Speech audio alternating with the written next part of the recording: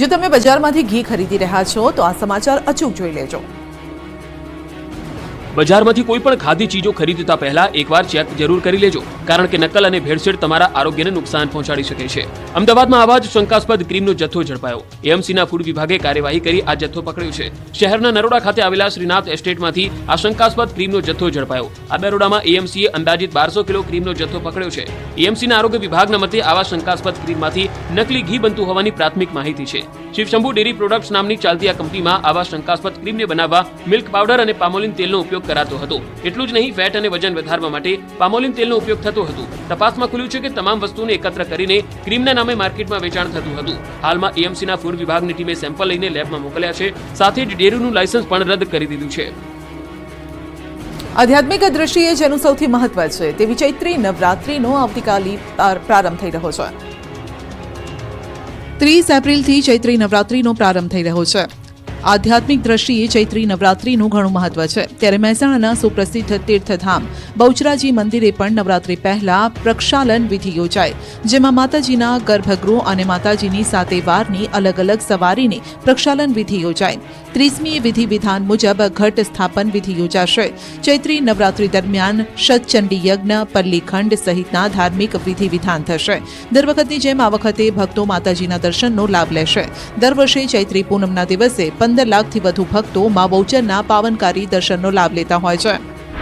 આ તરફ પંચમહાલના પાવાગઢમાં પણ વિશેષ તૈયારી કરાઈ છે। વહીવટીતંત્ર દ્વારા યાત્રાળુઓ માટે પીવાનું પાણી, એસટી બસ, પાર્કિંગ સહિતની વ્યવસ્થા ઉપલબ્ધ કરાવવામાં આવી છે। મંદિર ટ્રસ્ટ દ્વારા ભોજનશાળા અને વિશ્રામ ગૃહનો પણ પ્રથમ નોરતેથી ભક્તો માટે પ્રારંભ કરાશે। ભક્તોને પ્રસાદ પૂરતા પ્રમાણમાં મળી રહે તે માટે પણ સુચારું આયોજન કરાયું છે। રોપવે અને મંદિર ખોલવાના સમયમાં પણ ફેરફાર કરાયો છે। ચૈત્રી નવરાત્રીમાં પાવાગઢ ખાતે મોટી સંખ્યામાં ભક્તો દર્શન માટે આવતા હોય છે। નર્મદા નદીની પરિક્રમા કરવા જતા ભક્તોની સુવિધામાં વધારો કરાયો। નર્મદા નદીની પરિક્રમા કરતા લોકો માટે ખુશીના સમાચાર। હાંસોટના વમલેશ્વર ગામ ખાતે જેટીનું નિર્માણ કરાયું છે। રાજ્ય સરકાર તરફથી 21 કરોડના ખર્ચે જેટીનું નિર્માણ કરાયું। રાજ્યકક્ષાના પ્રધાન કુંવરજી હળપતિના હસ્તે જેટીનું લોકાર્પણ કરાયું। આ જેટીનું નિર્માણ થયા બાદ હવે પરિક્રમાવાસીઓ સરળતાથી નદી પાર કરી શકશે। દર વર્ષે અહીં 2 લાખથી 3 લાખ જેટલા લોકો પરિક્રમા માટે આવતા હોય છે, ત્યારે આ તમામ લોકોને સુવિધા મળશે। આ અગાઉ દહેજના મીઠી તલાઈ ખાતે જેટીનું નિર્માણ કરાયું હતું। હવે વમલેશ્વરમાં પણ જેટીની સુવિધા ઊભી કરાઈ છે। નર્મદા નદી દેશની એવી પહેલી નદી છે જેની પરિક્રમા થાય છે। મધ્યપ્રદેશના અમરકંટકથી નર્મદા મૈયાની પરિક્રમા શરૂ કરતા પરિક્રમાર્થીઓ માટેના છેલ્લા પડાવ સમાન હાંસોટના વમલેશ્વરમાં જેટીનું નિર્માણ કરાયું છે। દર વર્ષે પરિક્રમાવાસીઓની સંખ્યામાં વધારો થઈ રહ્યો છે। સામે વમલેશ્વરથી સામે કિનારે મીઠી તલાઈ જવા માટે બોટની ઓછી સંખ્યા તથા સુવિધાના અભાવે મુશ્કેલી પડતી હતી। લોકાર્પણ કાર્યક્રમમાં નર્મદા પરિક્રમા સંત સમિતિના ગિરીશાનંદ સ્વામી, ધારાસભ્ય ઈશ્વરસિંહ પટેલ સહિત અધિકારીઓ ઉપસ્થિત રહ્યા। 1000 વર્ષ જૂના એક હાડપિંજરના ડીએનએ ટેસ્ટથી મોટા ખુલાસા થયા છે। એટલું જ નહીં, 2 મહિના બાદ બીજા રિપોર્ટમાં પણ મોટા ખુલાસા થઈ શકે છે।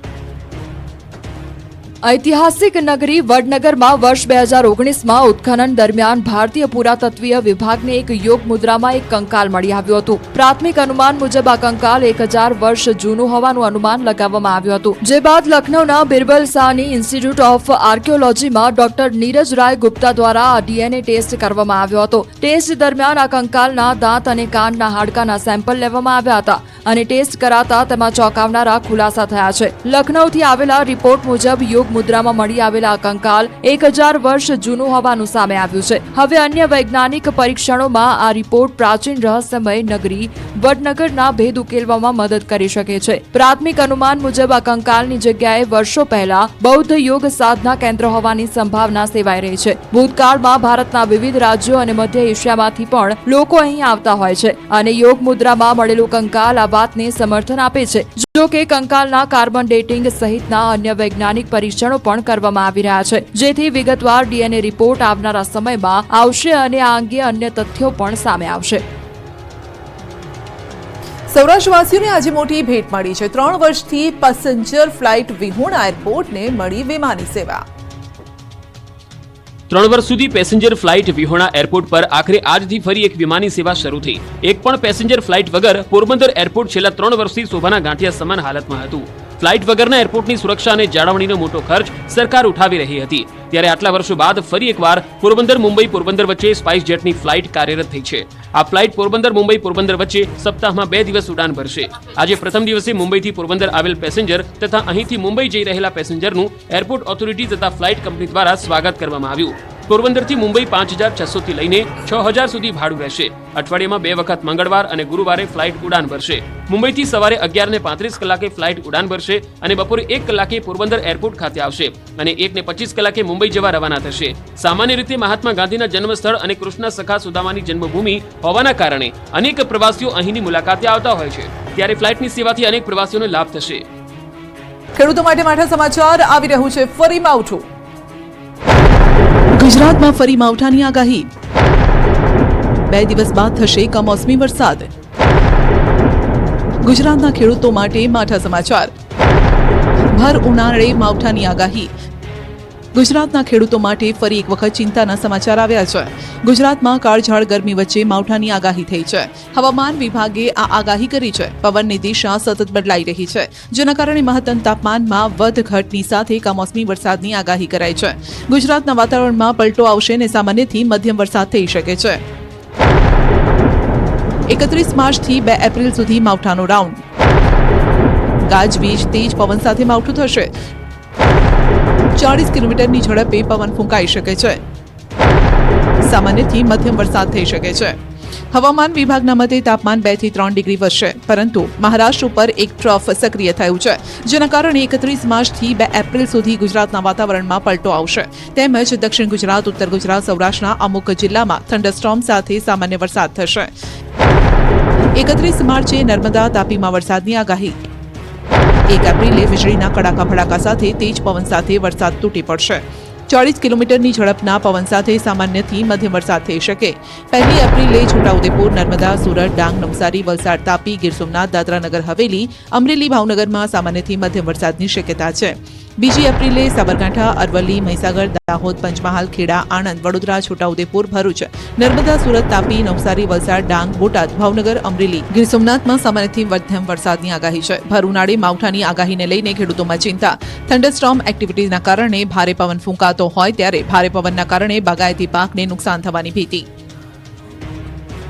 શનિ રાશિ પરિવર્તન સાથે હવામાનમાં પણ આવશે બદલાવ. અંબાલાલે કરી આગાહી. 10 એપ્રિલ સુધી ભીષણ ગરમી. 43 ડિગ્રી સાથે મધ્ય ગુજરાત ઉકળી ઉઠશે. 11 એપ્રિલથી આંધી વંટોળનો પ્રકોપ. કાચા મકાનોના છાપરા ઉડાડી દે તેવી આંધી. 10 મે થી 15 જૂન ખતરનાક વાવાઝોડા. ભલભલાને ધ્રુજાવી દે તેવી આ આગાહી હવામાન નિષ્ણાત અંબાલાલ પટેલે કરી છે. ન્યૂઝ 18 ગુજરાતી સાથે ખાસ વાતચીત કરતા અંબાલાલે કહ્યું કે એપ્રિલની શરૂઆતમાં હવામાનમાં પલટો આવશે, તે બાદ 10 એપ્રિલ સુધી ભીષણ ગરમીનો પ્રકોપ રહેશે. અંબાલાલના મતે 10 એપ્રિલ સુધી મધ્ય ગુજરાત બળબળી ઉઠશે. આણંદ, નડિયાદ, અમદાવાદ સહિતના મધ્ય ગુજરાતના ભાગોમાં ગરમીનો પારો 43 ડિગ્રીએ પહોંચી શકે છે, તો સૌરાષ્ટ્રના ભાગોમાં પારો 41 ડિગ્રીને આંબી શકે છે. સાથે ઉત્તર ગુજરાત અને કચ્છમાં પણ પારો 41 ડિગ્રીએ પહોંચી શકે છે. જો કે અંબાલાલના મતે તે બાદ ફરી એક માવઠાનો રાઉન્ડ આવી રહ્યો છે. એટલે તારીખ 11મી એપ્રિલ ગણા આંધી વંટોળ સાથે કેટલાક ભાગમાં કમોસમી વરસાદ અને કેટલાક ભાગમાં છાંટા પડવાની શક્યતા રહી શકે છે. અંબાલાલના મતે એપ્રિલ બાદ મેનો મહિનો વાવાઝોડાનો રહી શકે છે. બંગાળના ઉપસાગરમાં 2 થી 3 વાવાઝોડા બનશે અને તેમાં પણ 10 મે થી 15 જૂન સુધી ખતરનાક વાવાઝોડા બની શકે છે. એટલું જ નહીં, અરબ સાગરમાં પણ 1 કે 2 વાવાઝોડા બની શકે છે. તો 10મી મે થી આંધી વંટોળનું પ્રમાણ વધી જશે. 10 મે બાદની આંધીથી કાચા મકાનના છાપરા ઉડી જાય તેવો પવન ફૂંકાશે. સાથે જ આરબ દેશમાંથી કાળી આંધી આવી શકે છે.